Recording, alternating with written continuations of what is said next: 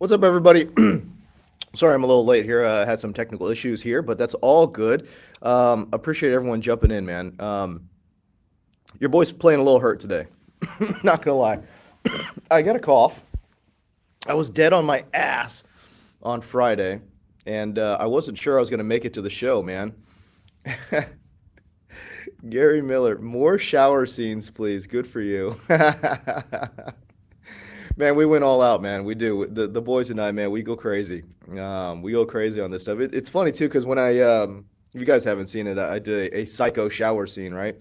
And my crew's like, "Hey, are you actually gonna, you know, go in topless? We gonna turn the water on?" Absolutely, 100%. Wouldn't have it any other way, man. So, no, we went crazy this week doing a bunch of Halloween stuff, so that was cool. But anyways, if you guys got questions, obviously throw them my way. Like I said, man, I'm trying to play hurt. I'm trying to play hurt. We'll see if it works today, man. But yeah, not coming in 100%, man. Hey, good morning to you, Fidan. Good to see you today. All right, Clark, we're gonna start with you because a 32 team league is just psychotic, and I love it. 2 point PPR, 2.5 point tight end PPR, and you get a quarter point per rush, first down, blah blah blah. All right, you're starting two. We're starting Traquan of this group for sure.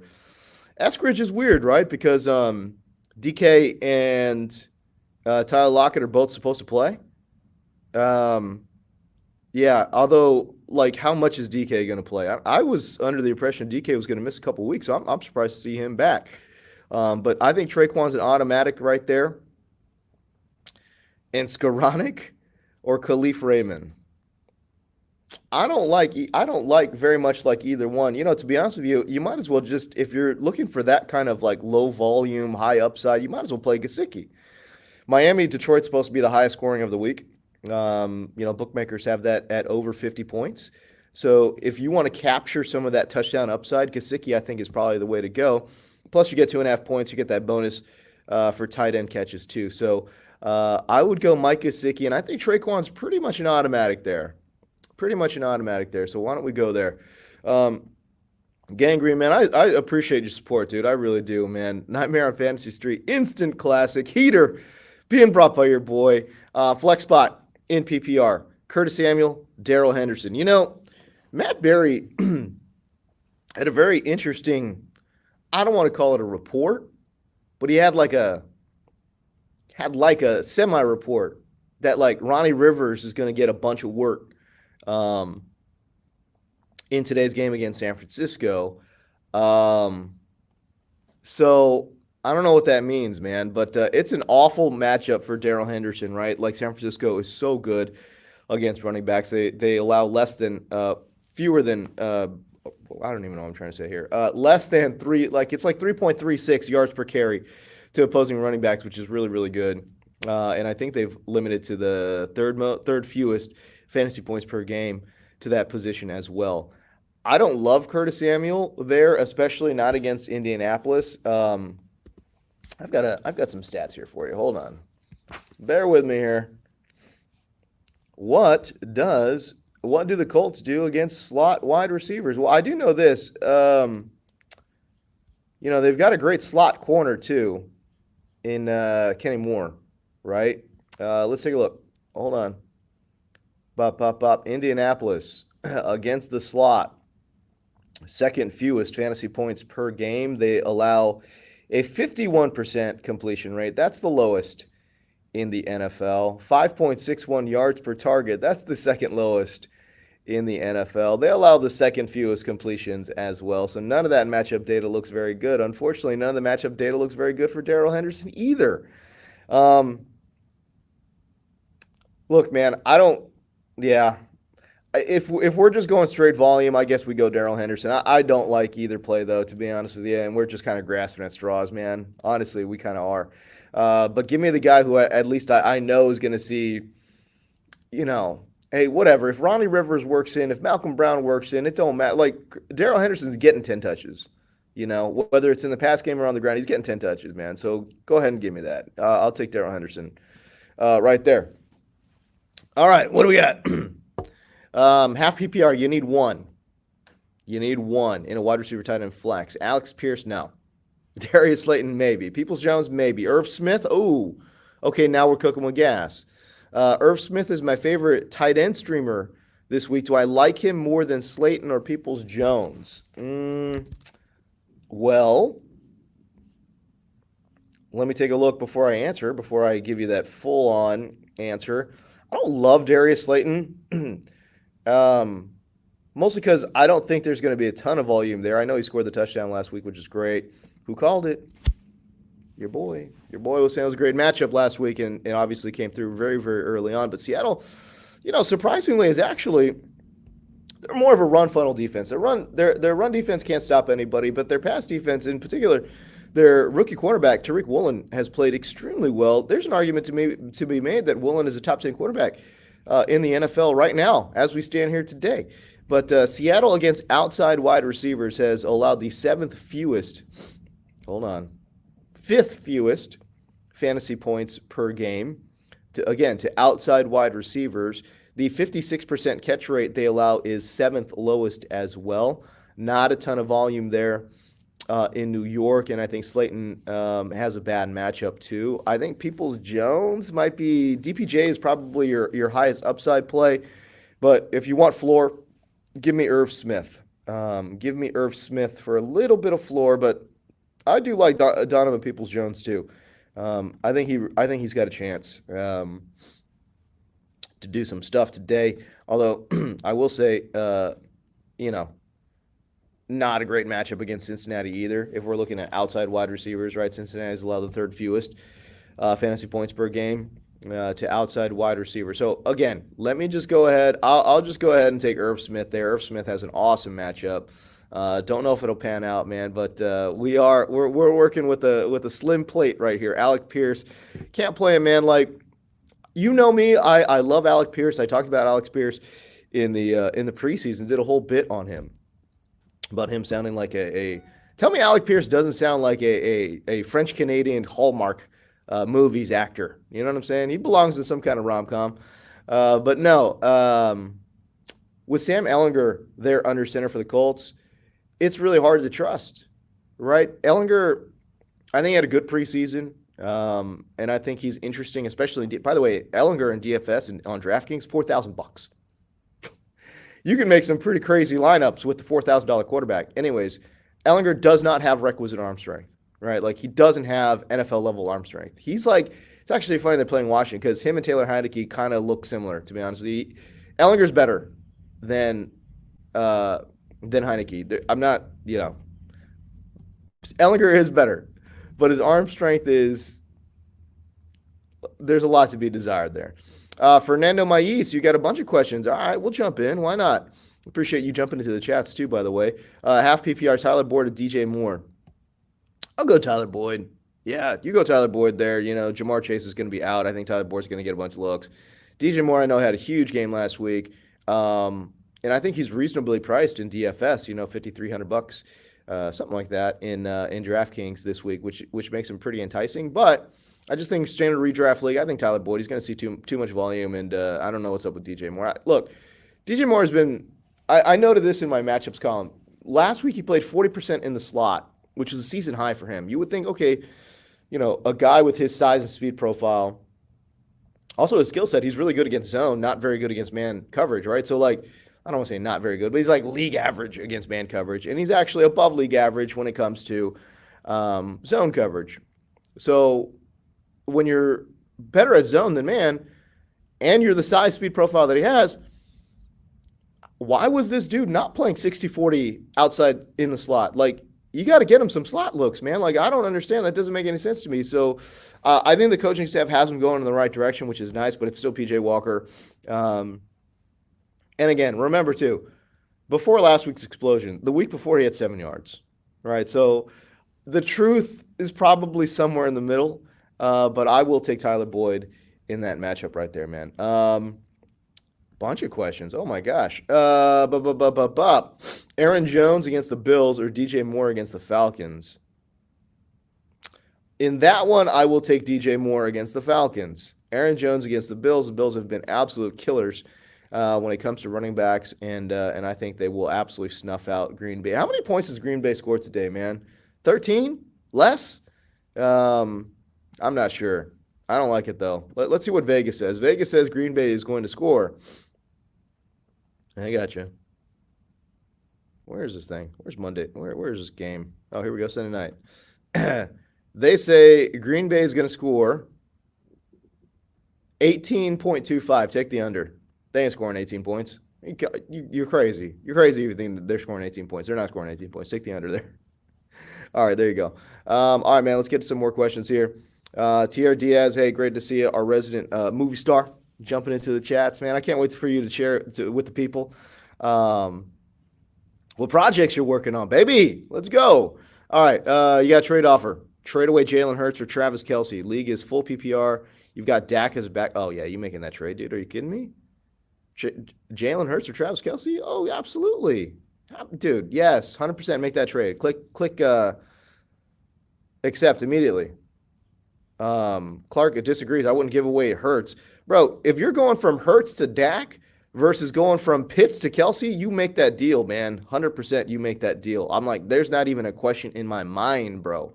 All right, Deontay Foreman or Brandon Cooks, right?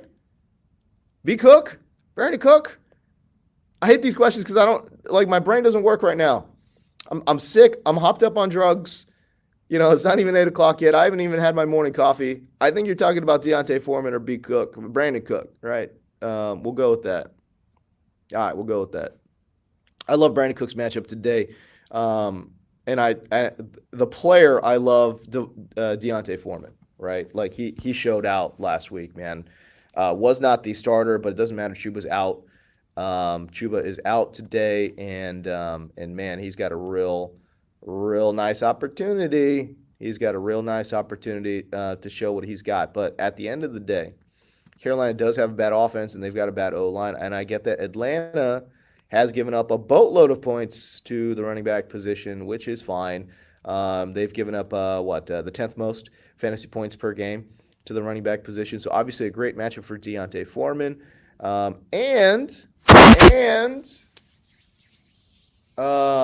There are rumors that Brandon Cook is obviously on the trade block. What do they do with him? Do they hold him out? You know, he popped up with this he practiced all week, but then all of a sudden they're saying he's got some injury designation. I don't know. Nico Collins is out. They need wide receivers. Like, even if they wanted to hold him out, maybe they do that if Nico Collins doesn't play. But it's like, realistically, how do you hold out Brandon Cooks with Nico Collins out as well, right? Like, that makes it really, really difficult. So I don't know, man. I'm not sure. I like Brandon Cook a lot, but let's just go with Foreman. You got a better floor, and to be honest with you, you probably have just as high of an upside as well. Okay, cool. GM James, that's right. RJ Flip, man, what's going on? Good to see you, dude. I appreciate that you love the content, dude. Honestly, it's stuff like that, man, that gets me going a little bit. Not gonna lie to you. All right. You got to pick two out of Paris Campbell, George Pickens, or Deontay Johnson. All of that is real gross. Oh, Darren Waller's going to be inactive today. Ooh. Darren Waller, dude, gets his contract and all of a sudden can't play a game, man. I'm not saying. I'm just saying. I'm not saying. I'm just saying. Gets his contract. And all of a sudden, it's very difficult for him to find the football field. I don't know, man. Okay. What else we got? Yeah, okay. All right, sorry. I got to check my phone here and also do this show, which is cool. RJ Flip. All right, so I don't love these options at all.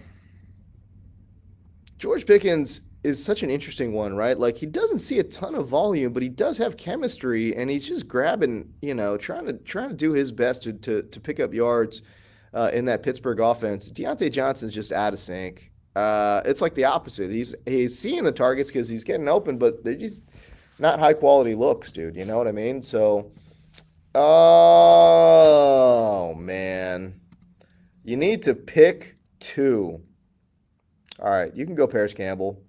And God, I I guess we can go Deontay Johnson, but I don't like it, man. Not against those corners, dude. That is rough. That's a rough look. Um, uh, okay, I will go Paris Campbell and Deontay Johnson.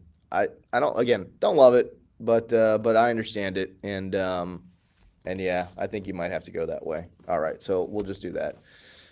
All right. By the way, don't mind me. I'm gonna try to fire up this London game here.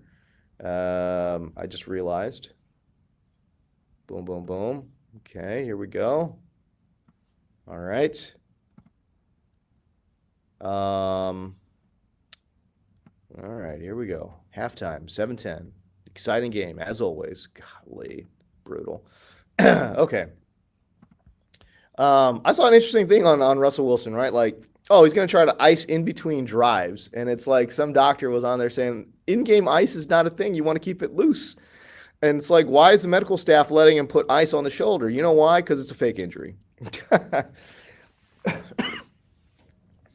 If it was for reals and the medical staff was concerned, they probably wouldn't let him do that, being like, hey, yo, like, you cannot be doing this in between drives. It'll stiffen up your shoulder. That's terrible. Like, what are you doing?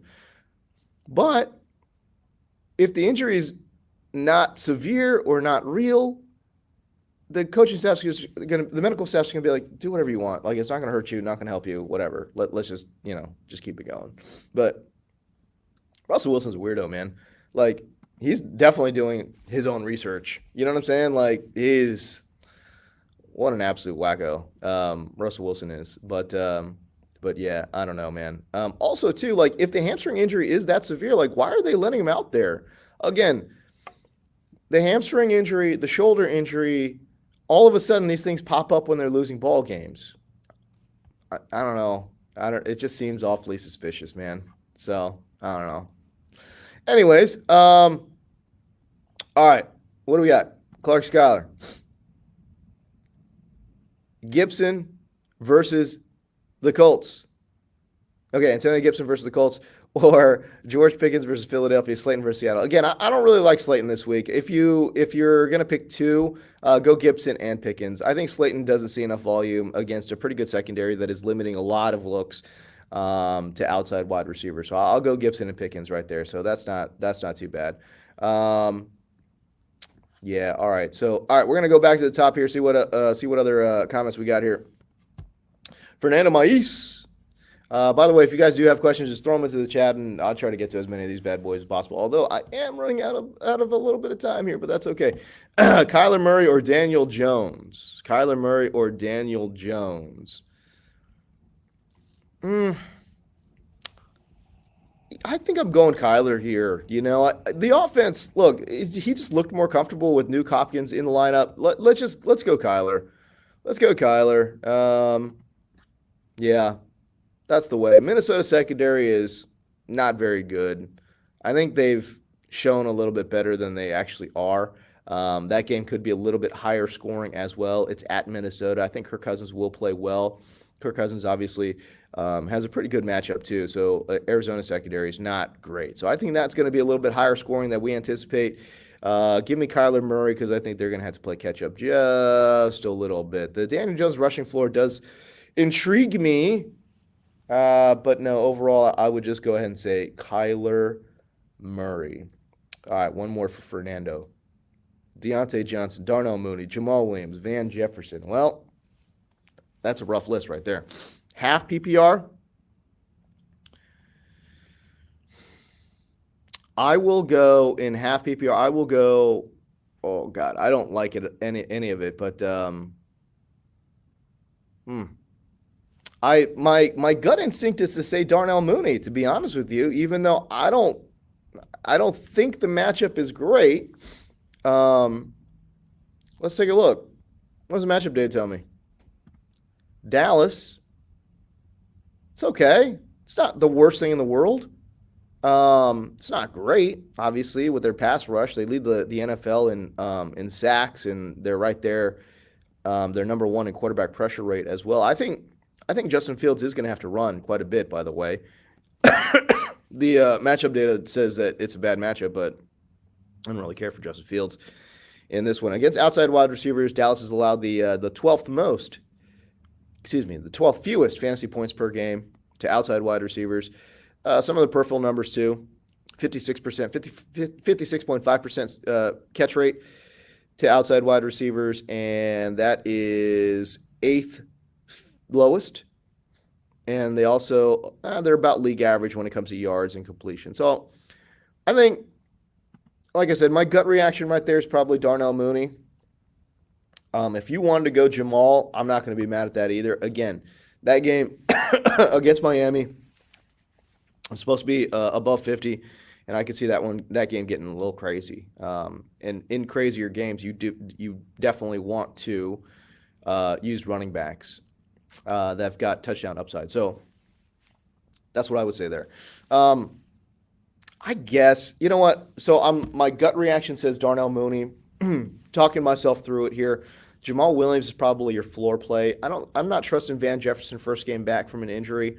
And then Deontay Johnson against the Eagles, obviously not trusting that as well. Now, sometimes in bad matchups, volume is king. I just think with Deontay Johnson, it's just not the case. Not right now. He is scoring, averaging less than 9 fantasy points per game in full point PPR over the last 4 games that he has played. And I think Kenny Pickett obviously missed one of those games with concussion, but yeah, obviously not trusting it at all. Again, if I missed your question, just throw it back in there, man. Like I'm trying to scroll through and do this and talk to you guys and read the chats and look at my scores and watch highlights and stuff. So I'm very distracted here. Anyways, I don't got much time here, man. Probably just another couple of minutes here. Okay, Thomas DiNapoli.